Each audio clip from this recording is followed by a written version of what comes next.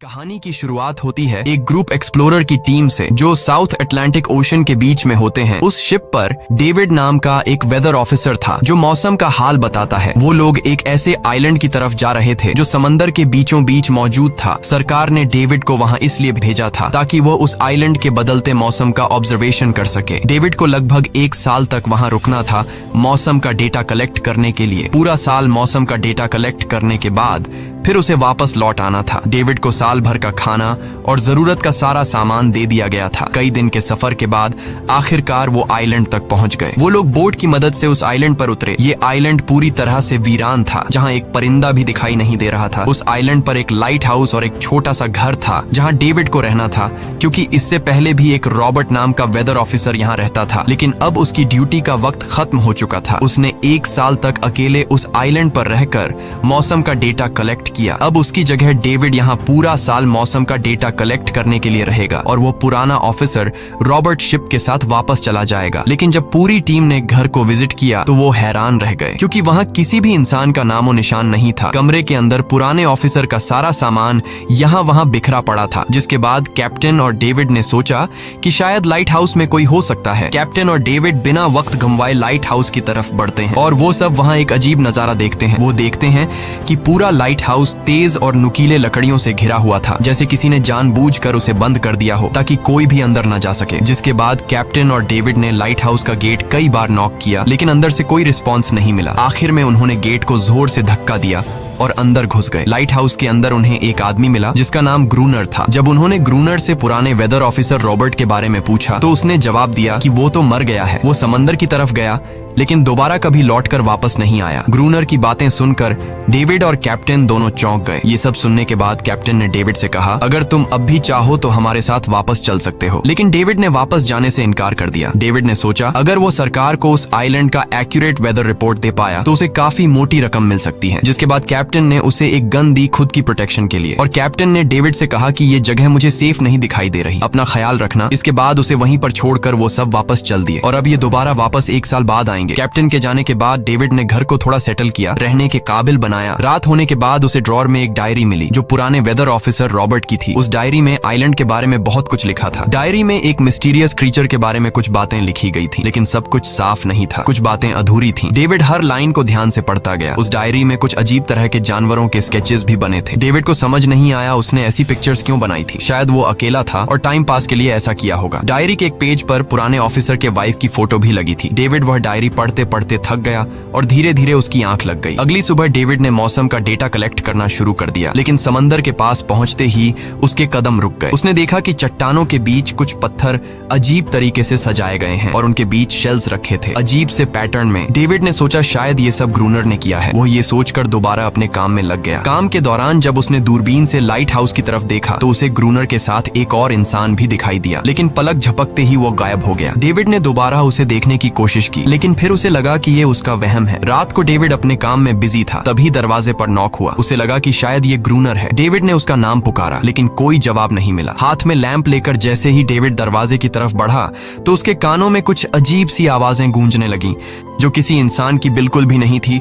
और फिर उसने देखा गेट के नीचे से किसी अजीबोगरीब क्रीचर का हाथ अंदर आने की कोशिश कर रहा है। वो इंसान का हाथ बिल्कुल भी नहीं था। ये देखकर डेविड के पांव तले जमीन ही खिसक गई। वो तुरंत बेसमेंट की तरफ भागा और वहां जाकर छुप गया। कुछ ही देर में वो मिस्टीरियस क्रीचर घर के अंदर घुस चुकी थी। वह छुप छुप कर डेविड को ढूंढ रही थी और डेविड बेसमेंट के एक छोटे से दरार से उसे देखने लगा। डेविड की हलचल से उस क्रीचर ने डेविड को देख लिया, जिसके बाद वो क्रीचर डेविड को मारने के लिए तेजी से उसकी तरफ भागा और दरार से उसे पकड़ने की कोशिश करने लगा। तो डेविड ने खुद को बचाने के लिए फौरन चाकू उठाकर उसकी आंख में दे मारा। वो क्रीचर चीख के भाग गई, लेकिन वो कभी भी वापस आ सकती थी। और डेविड के दिमाग में ये बात कंफर्म हो गई कि जो डायरी में क्रीचर के बारे में बात लिखी थी वह सच है। डर के मारे वो पूरी रात सो न सका। अगली सुबह जब डेविड घर से बाहर गया तो उसने रेत पर कुछ पैरों के निशान देखे जो किसी इंसान के बिल्कुल भी नहीं थे। वो निशान सीधे समंदर की तरफ जाकर खत्म हो गए थे। अब डेविड को सब समझ आ गया था कि क्यों ग्रूनर ने लाइट हाउस के चारों ओर नुकीली लकड़ियां लगाई हैं। अब डेविड जान गया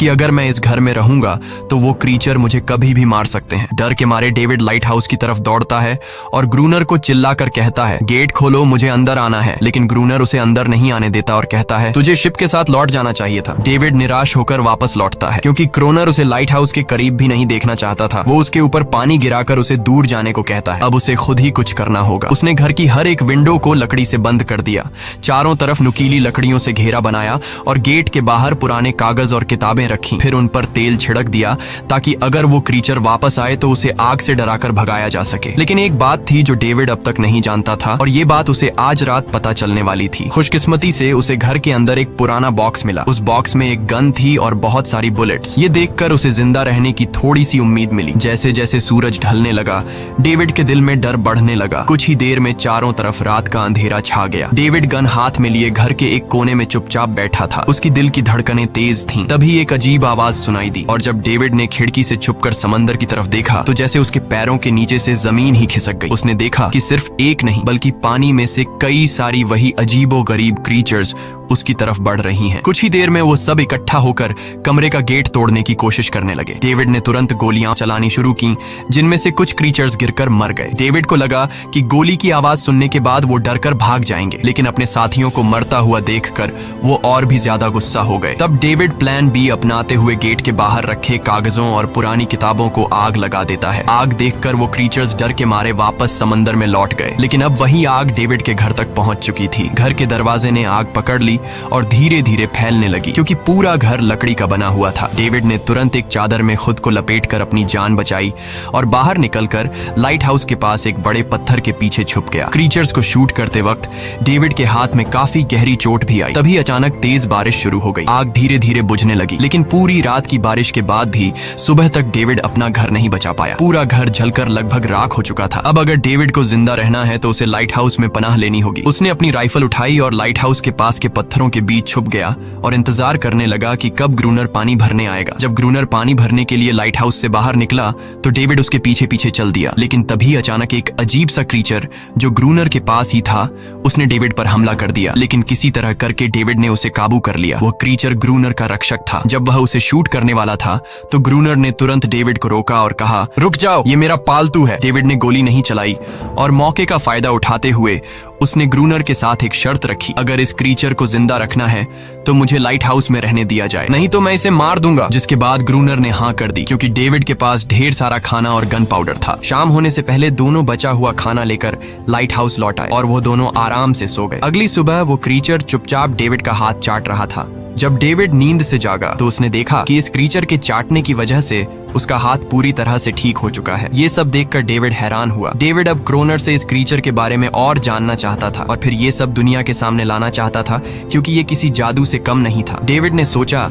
अगर इस क्रीचर का राज दुनिया के सामने हम लाते हैं तो डेविड और क्रोनर दोनों बहुत सारा पैसा और नाम कमा लेंगे। लेकिन क्रोनर को ये सब नहीं चाहिए था। वो इस आइलैंड से कहीं नहीं जाना चाहता था। क्रोनर का अब इस दुनिया में कोई नहीं बचा था। उसके लिए ये आइलैंड परफेक्ट था जहां वो अपने आप को एक किंग समझता था और अपनी मर्जी का मालिक। इसी वजह से उसने आइलैंड के कई हिस्सों में लिख दिया था, क्रोनर यहाँ का बादशाह है। लेकिन डेविड को ये समझ नहीं आ रहा था कि ये अजीब सी क्रीचर क्रोनर की फालतू कैसे बनी। तो क्रोनर ने बताया कि एक बार क्रोनर ने उसकी जान बचाई थी। वो गलती से उसके फिशिंग नेट में फंस गई थी। तब ये क्रीचर छोटी थी और उस दिन के बाद से वो क्रोनर के साथ ही रह गई। उसकी हर बात माननी शुरू कर दी। लेकिन क्रोनर एक सख्त इंसान था। वो इस क्रीचर के साथ बहुत बुरा बर्ताव करता था। क्रोनर हर दिन इस क्रीचर के साथ फिजिकल रिलेशन रखता था। क्रोनर ने बताया कि एक बार इस क्रीचर ने मुझ पर हमला भी किया था और उसके बदले में क्रोनर ने उसे ऐसी सजा दी कि उस सजा के बाद वो क्रीचर अपने आप को क्रोनर की गुलाम समझने लगी। और आप सब भी समझ गए होंगे कि हर रात वो क्रीचर समुद्र से बाहर क्यों आते हैं। वो सभी इसलिए आते हैं ताकि अपने साथी को क्रोनर से छुड़वाकर वापस ले जाए। लेकिन क्रोनर ऐसा नहीं होने देता। वो क्रीचर्स दिन के उजाले में अटैक नहीं कर सकते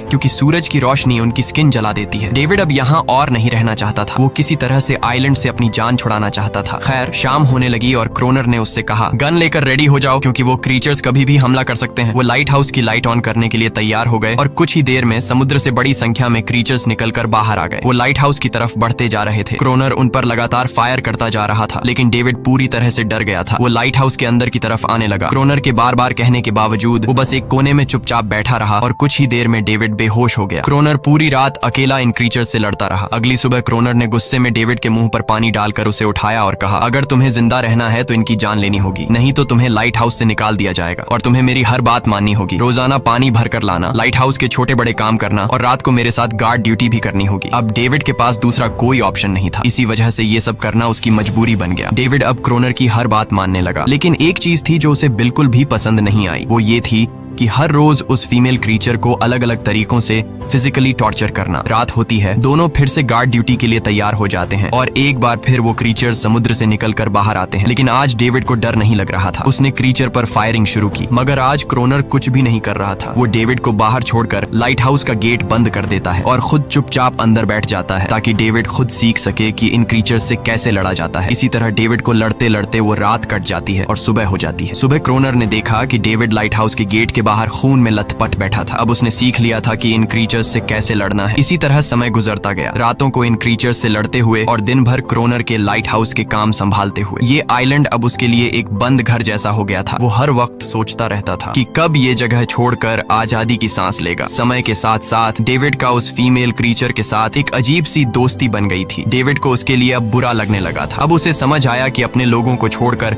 अकेला रहना कितना मुश्किल होता है। शायद वो क्रीचर भी कुछ ऐसा ही महसूस करती थी। डेविड ने उस क्रीचर को एक नाम भी दिया, अनारियस। इसी तरह से दिन गुजरते गए और फिर एक दिन उन्होंने देखा कि इन क्रीचर्स के अटैक्स धीरे धीरे कम हो रहे हैं। डेविड सोचता है शायद सर्दियों में वो कहीं और चले जाते हैं या फिर शायद उन्हें समझ आ गया था कि इन दोनों से लड़कर कुछ हासिल नहीं होगा। लेकिन क्रोनर ने उससे कहा कि ऐसा बिल्कुल नहीं है, वो फिर से अटैक करेंगे। अब वो अपनी संख्या बढ़ा रहे हैं। कुछ और दिन ऐसे ही गुजर गए। एक रात डिनर के बाद क्रोनर और डेविड ने टाइम पास के लिए चेस खेलना शुरू किया, लेकिन यहीं पर क्रोनर से एक बड़ी गलती हो गई। वो दोनों खेल में इतने उलझ गए कि लाइट हाउस की लाइट्स ऑन करना ही भूल गए। अंधेरे का फायदा उठाकर क्रीचर्स ने उन पर अटैक कर दिया। डेविड ने देखा कि क्रीचर्स की संख्या इतनी ज्यादा थी कि दो लोग मिलकर भी ज्यादा देर तक नहीं लड़ सकते थे और इस बार उनके पास कोई प्लानिंग भी नहीं थी। गन्स की बुलेट्स भी ऑलमोस्ट खत्म हो चुकी थी। किसी तरह बचते बचाते वो लाइट हाउस के टॉप तक पहुंच गए, लेकिन इस बीच क्रोनर के पैर में गहरी चोट आ गई। वो क्रीचर्स आज उन पर भारी पड़ गए थे। दोनों को लगा कि आज उनकी मौत पक्की है, लेकिन खुशकिस्मती से सुबह हो गई। जैसे ही सूरज धीरे धीरे उभरता है,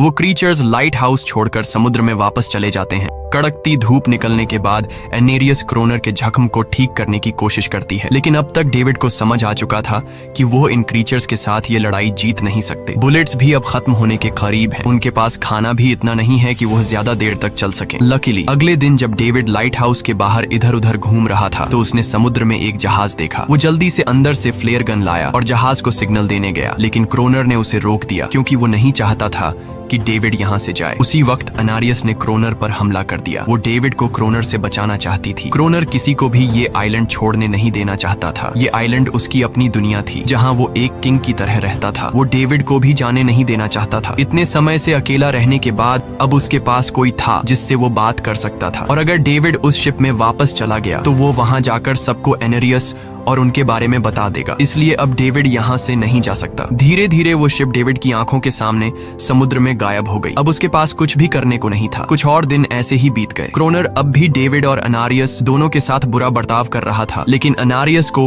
वो खास तौर पर मारता था, जो डेविड को बिल्कुल पसंद नहीं था। एक दिन डेविड ने अनारियस को एक छोटी टॉय बोट गिफ्ट में दी जो उसने किसी मछली की हड्डी से बनाई थी। लेकिन जब अनारियस ने उस बोट को देखा तो वो डेविड को आइलैंड के एक ऐसे कोने में ले गई जहाँ सचमुच एक असली बोट रखी थी। जब डेविड ने इस बोट के बारे में क्रोनर से पूछा तो उसने कहा हाँ, उसे पहले से पता था कि आइलैंड के इस हिस्से में एक बोट है। क्रोनर कहता है कि कुछ लोग इस आइलैंड तक बोट के जरिए अपनी जान बचाने आए थे, लेकिन सुबह होने से पहले उनमें से कोई भी जिंदा नहीं बचा। सबको इन क्रीचर्स ने मार दिया। वो सब शिप में गोला बारूद ले जा रहे थे, लेकिन समुद्र में आए तूफान की वजह से उनका शिप इसी आइलैंड के पास डूब गया। ये सब सुनते ही डेविड के दिमाग में एक आइडिया आया। उनके पास एक डाइविंग सूट जैसा कुछ था। डेविड ने कहा कि अगर हम दोनों में से कोई उस सूट को पहनकर समुद्र के उस हिस्से में जाए जहां वो शिप डूबी थी, तो हो सकता है उन्हें कुछ बुलेट्स या डायनामाइट मिल जाए जिससे इन क्रीचर्स से लड़ना आसान हो जाए। लेकिन क्रोनर ने इस बात को मानने से इनकार कर दिया, पर डेविड अपनी जान को खतरे में डालकर ये काम करने को तैयार था। कुछ और दिन ऐसे ही गुजर गए। डेविड और अनारियस के बीच एक गहरा कनेक्शन बन गया। डेविड डेविड उसे पसंद करने लगा था। इन दोनों को रोमांस करते हुए ये सब क्रोनर ने चुपके से देख लिया। क्रोनर को लगा कि अनारियस उसे छिन जाएगी, इसलिए डेविड को रास्ते से हटाना पड़ेगा। अगले दिन क्रोनर खुद डेविड की बात मानने को तैयार हो जाता है। वो डेविड से कहता है, ठीक है, तुम सूट पहनकर नीचे पानी में जाओगे और वहाँ ढेर सारा RDX कलेक्ट करोगे, फिर मैं तुम्हें बोट से ऊपर की तरफ खींच लूंगा। लेकिन क्रोनर का असली इरादा कुछ और ही था। वो चाहता था कि डेविड उसकी मदद से समुद्र के नीचे रखे डायनामाइट के बॉक्सेस वापस सरफेस तक ले आए और उसके बाद उसे वही समंदर में अकेला छोड़ दे ताकि वो क्रिएचर्स उसे मार दें। इस तरह डायनामाइट भी उसके पास आ जाएगा और अनारियस फिर से उसकी गुलाम बन जाएगी। वो दोनों बोट में बैठकर उस जगह पहुंच गए जहां शिप पानी में डूबा था। डेविड ने डाइविंग सूट पहना और समंदर के नीचे उतर गया। नीचे जाने के बाद डेविड ने देखा कि शिप पूरी तरह तबाह हो चुकी है, लेकिन उसकी किस्मत अच्छी थी कि उसे कुछ डायनामाइट के बॉक्स मिल गए। लेकिन तभी अचानक कुछ क्रिएचर उसके सामने आ गए। क्रिएचर्स को देखते ही डेविड घबरा गया और नीचे गिर पड़ा। वो डाइविंग सूट इतना भारी था कि वह हिल भी नहीं पा रहा था और डेविड क्रोनर को ऊपर सिग्नल भी नहीं भेज पाया। क्रोनर को लगा कि शायद वह क्रिएचर्स डेविड को मार चुके हैं, लेकिन असल में वो तो सिर्फ दो छोटे बच्चे थे। डेविड ने जैसे तैसे करके अपना डाइविंग सूट वहीं छोड़ दिया और ऊपर सतह तक खुद को पहुंचाया। उन्हें वहां कुछ पुराने बॉक्स मिले जिनमें डायनामाइट था। इसके बाद यह दोनों काम पर लग गए। उन्होंने लाइट हाउस के आसपास 2 लेयर्स में डायनामाइट बिछा दिया ताकि जब अगला हमला हो तो वे मॉन्स्टर्स को एक ही बार में खत्म कर सकें। कुछ महीने बीत गए और बर्फबारी का मौसम आया, लेकिन एक बार फिर वो क्रिएचर्स गायब हो गए। अचानक से अटैक बंद हो चुके थे, जैसे क्रिएचर्स को खबर मिल गई हो कि उनके लिए जाल बिछाया गया है, इसीलिए अब वो अटैक नहीं कर रहे थे। क्रोनर को लगा कि शायद अनारियस ने उन क्रिएचर्स को खबरदार कर दिया है, जिसकी वजह से वो अनारियस पर जुल्म करने लगा, लेकिन डेविड ने उसे रोक लिया। आखिर में दोनों ने मिलकर एक नया प्लान बनाया, लाइट हाउस का मेन गेट खुला छोड़ने का, ताकि जैसे ही वो क्रिएचर्स पास आए डायनामाइट से उन सबको उड़ा दिया जाए। डेविड ने चालाकी से काम लेते हुए अनारियस को लाइट हाउस के टॉप पर चीखने को कहा। एनरिस की आवाज सुनते ही सभी क्रिएचर्स गुस्से से भड़क उठे। क्रिएचर्स ने जब देखा कि लाइट हाउस का मेन गेट खुला हुआ है तो उन्हें लगा कि यह अच्छा मौका है अनारियस को छुड़ाने का, लेकिन असल में यह उनके लिए एक चाल थी। कुछ ही देर में वह क्रिएचर समंदर से बाहर निकलने लगे। वे सीधे मेन गेट की तरफ बढ़े और अंदर घुसते ही डेविड पर हमला कर दिया। डेविड भी हिम्मत दिखाता है और क्रिएचर से जान छुड़ा लेता है। जैसे ही वे सभी क्रिएचर लाइट हाउस के पास पहुंच जाते हैं तो क्रोनर डायनामाइट का लीवर दबा देता है, लेकिन ब्लास्ट नहीं होता। असल में डेविड ने उसका कनेक्शन खोल दिया था और क्रोनर उसे दोबारा लगाना भूल गया था। डेविड तुरंत ऊपर भागता है और डायनामाइट का वायर जोड़ना शुरू करता है। तब तक वो क्रिएचर्स लाइट हाउस पर चढ़ने की कोशिश कर रहे होते हैं, जिन्हें सिर्फ अकेला क्रोनर रोकता है। जैसे ही कनेक्शन पूरा होता है डेविड पहला लेयर उड़ा देता है, जिससे कई क्रिएचर्स ब्लास्ट में खत्म हो जाते हैं, लेकिन अभी भी काफी मॉन्स्टर्स लाइट हाउस पर हमला करने के लिए तैयार होते हैं। इस वजह से क्रोनर दूसरा लेयर भी ब्लास्ट कर देता है। दोनों उस जोरदार धमाके में बेहोश हो जाते हैं। अगली सुबह जब दोनों होश में आए तो उन्होंने देखा कि एनरियस वहां नहीं थी। ब्लास्ट में चारों तरफ मरे हुए क्रिएचर्स पड़े थे। क्रोनर उन सबको मार रहा था जो जख्मी हालत में जिंदा बचे थे। तभी डेविड की नजर उनमें से एक के गले में लटके एक नेकलेस पर पड़ी। उस क्रिएचर को तड़पता हुआ देखकर डेविड को उस पर तरस आ जाता है और उसे अपनी गलती का एहसास हो जाता है। जिन क्रिएचर्स को वह अब तक खूंखार समझते आए थे वो भी इंसानों की तरह थे, सिर्फ बोल नहीं सकते थे। लेकिन क्रोनर के लिए यह सब बेकार बातें थीं। उस दिन के बाद वह क्रिएचर्स फिर कभी अटैक नहीं कर पाए, लेकिन हर दिन समंदर के किनारे से रोने की आवाजें आती थीं। डेविड को अब तक नहीं पता था कि उन्होंने कितना बड़ा नुकसान कर दिया था, कितनी फैमिली टूट गई, कितने बच्चों ने अपने लोग खो दिए, सिर्फ एक गलतफहमी की वजह से। अगले दिन डेविड ने समंदर में उन क्रिएचर्स के कुछ छोटे छोटे बच्चों को देखा, वो सब जिन्होंने अपने परिवार खो दिए थे। डेविड ने पत्थरों का एक गोल सर्कल बनाया और उसके बीच में वह छोटी टॉय बोट रख दी ताकि एनरिस उसे देखकर वापस लौट आए। डेविड ने कई घंटे इंतजार किया, लेकिन एनरिस कभी वापस नहीं आई। सुबह नींद से जागने के बाद डेविड ने देखा कि क्रोनर सो रहा है। क्रोनर के पास कुछ पुरानी चीजें रखी थीं, उनमें एक पुरानी तस्वीर भी थी और जैसे ही डेविड ने उस तस्वीर को देखा वह हैरान रह गया। वह लड़की जिसका फोटो उसने पहले दिन पुराने ऑफिसर रॉबर्ट की डायरी में देखा था वह कोई और नहीं बल्कि क्रोनर की पत्नी थी और फोटो में क्रोनर उसके साथ खड़ा था। असल में 1 साल पहले आए वेदर ऑफिसर रॉबर्ट मरा नहीं, बल्कि उसने अपनी पहचान बदल दी थी, यानी क्रोनर ही वेदर ऑफिसर रॉबर्ट है, बस उसने अपना नाम बदल लिया था क्योंकि अब वह कभी इस आइलैंड को छोड़ना नहीं चाहता था। ये सब देखकर डेविड ने भी यह उम्मीद छोड़ दी कि वह कभी इस आइलैंड से जा पाएगा। अगले दिन शाम को जब डेविड समंदर के किनारे गया उसने देखा कि उस सर्कल में रखी छोटी बोट अब वहां नहीं थी, लेकिन उसी जगह पर उसने एक क्रीचर का छोटा सा बच्चा देखा जिसके हाथों में वह बोट थी। डेविड ने अपने हाथ में जलती हुई लकड़ी को उस सर्कल के बीच में फेंक दिया ताकि वह दिखा सके कि उसका इरादा लड़ने का नहीं है और उसे किसी को खतरा महसूस न हो। वह उनके साथ दोस्ती करना चाहता था। कुछ ही देर बाद समंदर की लहरों से एनारिस निकलती है और उसके पीछे पूरा क्रीचर्स का ग्रुप भी समंदर अंदर से बाहर आता है, लेकिन इस बार कोई भी डेविड पर अटैक नहीं करता क्योंकि वे भी अब शांति चाहते हैं। उनका इरादा सिर्फ एक सुरक्षित जगह पाने का था अपने बच्चों के लिए। लेकिन तभी वहाँ क्रोनर हाथ में बंदूक लिए पहुंच जाता है। क्रोनर को लगता है कि अगर शांति हो गई तो उसे सबसे ऊपर होने का एहसास कैसे होगा। डेविड उसे समझाने की कोशिश करता है कि ये क्रीचर्स लड़ना नहीं चाहते, ये शांति चाहते हैं। लेकिन क्रोनर किसी की नहीं सुनता। वो एनेरियस से चिल्लाकर कहता है अंदर चली जाओ। लेकिन ये पहली बार था कि एनेरियस ने उसकी बात नहीं मानी, क्योंकि अब वह उसकी नौकरानी नहीं थी। यह देखकर क्रोनर को लगता है कि अब इस आइलैंड पर उसकी बादशाहत नहीं रही। क्रोनर खुद को अंदर से कमजोर महसूस करने लगता है, क्योंकि अब कोई भी उसका हुक्म नहीं मान रहा था। गुस्से में उसने लाइट हाउस की तरफ कदम बढ़ाए। डेविड को लगा शायद क्रोनर को अब समझ आ गया होगा कि हर एक जानवर आजादी चाहता है, कोई भी किसी का गुलाम बनकर नहीं जीना चाहता। लेकिन क्रोनर के सर से बादशाहत का भूत कहाँ उतरने वाला था। जैसे ही वह लाइट हाउस पहुंचा, उसने सिग्नल गन से एक फ्लेयर छोड़ी जो सीधा जाकर एक क्रीचर के बच्चे से टकरा गई। उस बच्चे की तुरंत मौत हो गई। सभी क्रीचर्स डर के मारे भाग गए और एनेरियस ने भी डेविड पर अपना पूरा भरोसा खो दिया। गुस्से से पागल डेविड तुरंत लाइट हाउस की तरफ भागता है क्रोनर को सबक सिखाने। डेविड उससे लड़ने लगता है, क्यों किया तूने ये सब? ये लोग तो बस शांति चाहते थे। लेकिन क्रोनर इतना हिंसक हो चुका था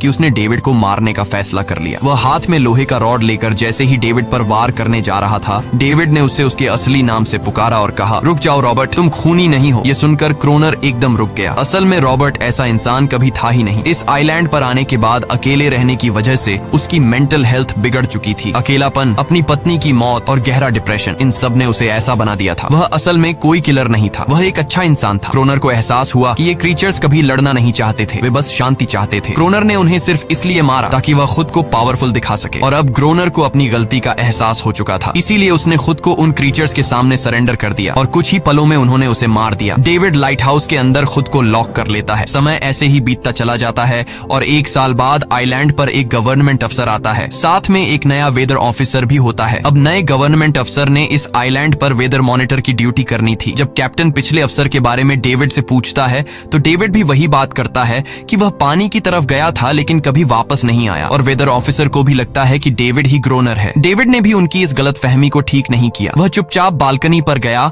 और खड़ा हो गया बिना कुछ कहे, क्योंकि अब वह भी इस आइलैंड को छोड़ना नहीं चाहता था, बिल्कुल क्रोनर की तरह। इसी दौरान एनेरिस भी अपने परिवार के साथ खुश थी। अब उन्हें किसी क्रोनर जैसे आदमी का डर नहीं था। अब वे आइलैंड पर भी और समंदर में भी आजादी से जी सकते थे। इसी के साथ कहानी खत्म हो जाती है। अगर वीडियो आपको अच्छी लगी हो तो हमारे चैनल को जरूर सब्सक्राइब कीजिए।